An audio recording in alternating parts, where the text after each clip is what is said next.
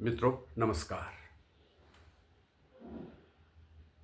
हर एक TV channel पर आज केजरीवाल के जो हार है उसका विश्लेषण हो रहा है।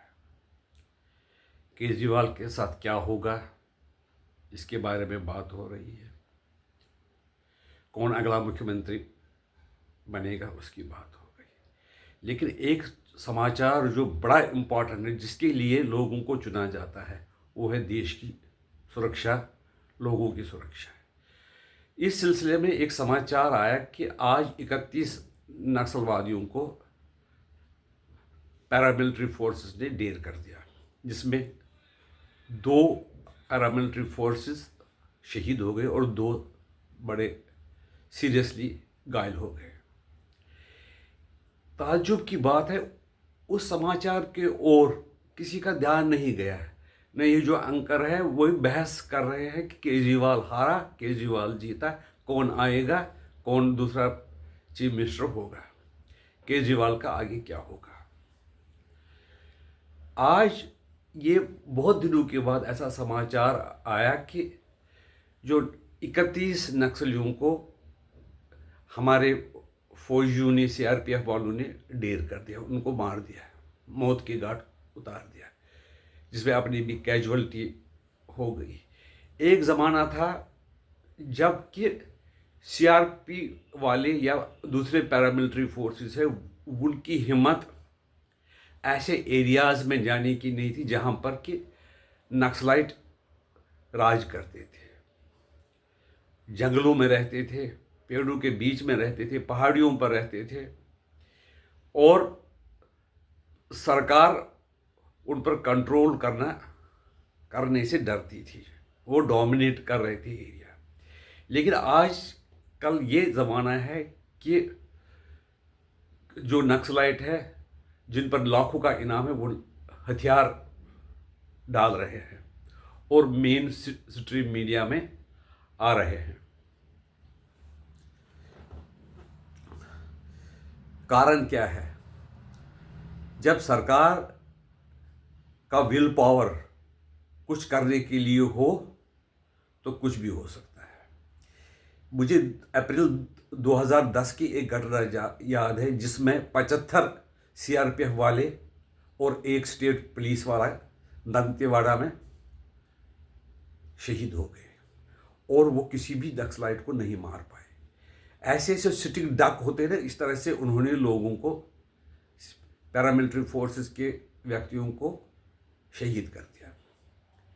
और हमारे नेता कुछ ये बयान देते थे, ये गरीबी है जिसके कारण ये हथियार उठा रहे हैं, हमें उनको दुश्मन की तरह नहीं देखना चाहिए, उनके साथ बातचीत करनी चाहिए, उनको बातचीत की मेज़ पे लाना चाहिए।